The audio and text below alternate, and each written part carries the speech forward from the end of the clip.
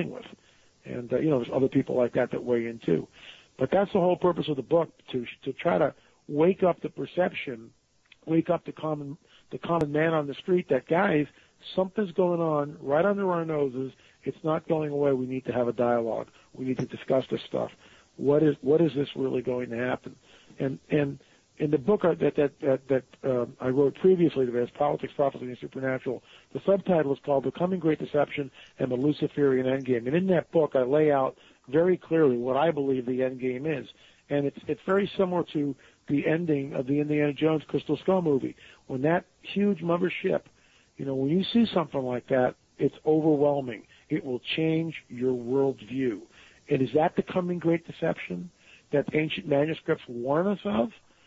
Here's a prophecy from 2,000 years ago, that what is coming on the earth will be so bizarre that even the elect would be deceived if that were possible.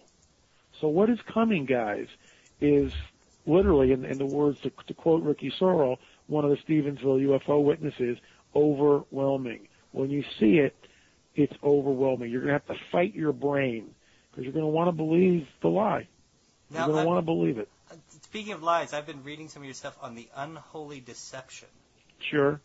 And that's the surfacing of Lucifer, and the different aspects the church is having in this whole alien aspect, the big secret of what's going on. What do you think the church knows what's going on here? Well, I mean, look, the Vatican might, I guess it was in June or July when Funes came out, a spokesman for the Vatican, saying that the extraterrestrial, when and if the extraterrestrial reveals himself, he should be regarded as our brother. That was kind of interesting. So, it just kind of blew me away. The Protestant churches in the United States, for the most part, don't discuss it. There's several of us who discuss this stuff constantly. We do lots of radio. We've written books. Tom Horn, Chuck Missler, Joe Jordan, myself, Patty Heron, Mike Heiser. Guys like this, David Flynn, who are desperately trying to sound up an alarm and a warning. I mean, I do a lot of radio shows pretty much every week, and it's not all I do, but I spend a lot of time on the radio talking about this, trying to shake people's awareness. To look at the evidence, look at what's here. It's not, George Norrie is a fantastic show, and Coast to Coast has done a wonderful job in trying to get the information out, and having people like myself and other people with different, like I said earlier, Dr. Jacobs has a different worldview than I do, but the bottom line, Coast to Coast will have him come on, and, he can begin to educate people as to what is going on, what his research has discovered, and then people can make up their own minds to what is happening. But I believe, and as I write exclusively about this in Politics, Prophecy, and the Supernatural, that I believe that will be a revealing, and that revealing will follow on the heels of a war in the Middle East, which is also very prophetic. I believe that the war in the Middle East, the coming war in the Middle East, which is coming, guys. I mean, you gotta be blind not to see it. And that will be a confederacy of nations which will come up against the land of unwalled villages, i.e. Israel. This prophecy was written 2,500 years ago by the prophet Ezekiel. It names the nations that will attack Israel specifically. The first one is Russia. The second one is Iran. Mm-hmm. Don't believe me, go look at it. Lynn, I got to ask you. I'm dying to ask you. Ghost, earthbound spirits. Sure. Okay, we're going to get on that. Where do they rank with you? I mean, we have fallen angels, aliens, whatever. What is there a link between them and the earthbound spirits that we run into, say, as ghost researchers, stuff like that? Yeah, look, the whole thing with the ghost research, and this is why you guys got to be careful in what you're doing. Mm-hmm. In my opinion, you're dealing with demons. Demons thrive on blood. They thrive on fear and on blood. Those are the two things. Whenever there's like a murder, that's a doorway. That's a doorway. And so it's a question of what are you really contacting? Do you think, and they can masquerade as anything. So they can oftentimes masquerade as the victim, but really aren't they just in some ways reenacting the same thing over and over again? That's how they feed on it. They're like psychic vampires. They feed on fear and terror. That's their food, literally. That's the currency of the Luciferians is fear. and that's what they move in. And so, in my opinion, what people need to do is attack it from a spiritual vantage point. And look, all the scientific gadgets would show increases in heat or cold spots and all that. Those are manifestations which we're seeing physically. Again, I talked about this earlier. Demons must inhabit something in order to manifest physically. Does that mean that they can move in some paranormal way with move objects around? Of course they can.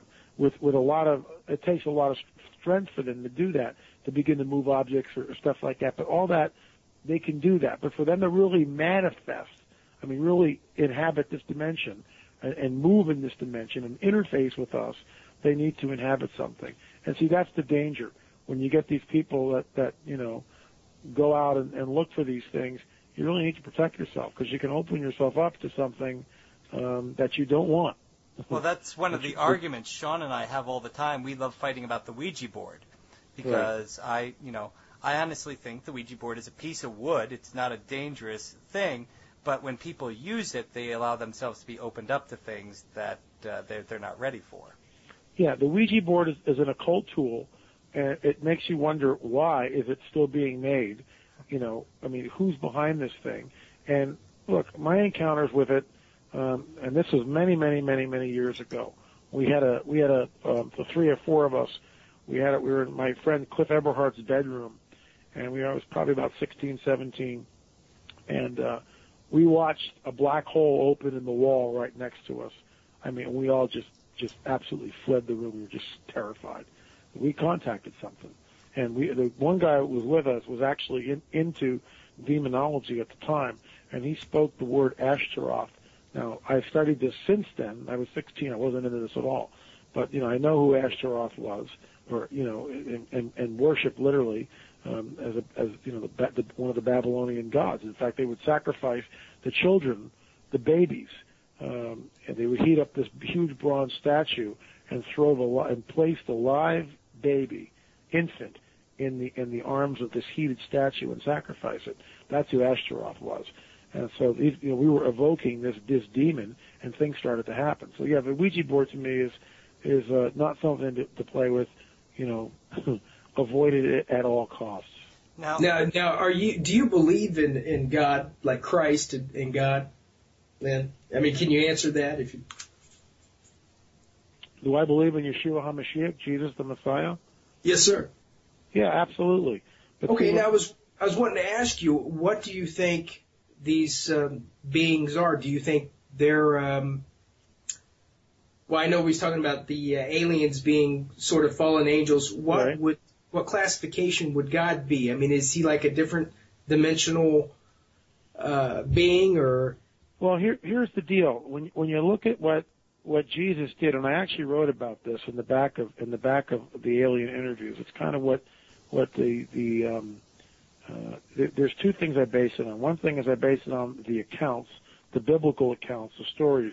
And here's what people have to realize. See, when you hear these stories from cradle to grave, they lose any meaning. And you're in a church setting with stained glass windows, and some guy's up there droning on and on, and you can't move in this pew, and you're all dressed up in a scratchy suit or whatever, and it's like, what are you guys doing here? What is all this? It's craziness. But what they're talking about is amazing. What they're talking about is absolutely supernatural through the nines. Here's just one example. Just one example. Leprosy in the ancient world was a death sentence. If you were a leper and you had leprosy, there were certain things that you had to do by law. First of all, you couldn't get near other people, and you had to shout "unclean, unclean" wherever you went, so people know that you had leprosy, and they would avoid you, literally, like the plague. The story goes, Yeshua, and that's his Hebrew name, Yeshua. Okay, that's his Hebrew name. Jesus is the Greek, and Christ is Christos, which means the Anointed One or Mashiach. So Yeshua HaMashiach. Jesus the Christ, the Messiah. See, all this stuff gets lost over 2,000 years, and it becomes, no one knows what it is. Jesus the Christ. What is that? And most people don't know. Christos, anointed. Yeshua HaMashiach, Jesus the Messiah. That's how it's translated. So Yeshua sees these lepers, and they cry out to him, and he heals them. He heals the 10 lepers. and he heals them instantly, which begs the question, what's this guy operating with? How is he able to somehow change the molecular structure of each of those men at a subatomic level in a way that things line up and instantaneously their skin and their body parts are made whole again? Oftentimes the fingers would just rot away, the ears, the nose, like the outer extremities of the body would just rot away from leprosy.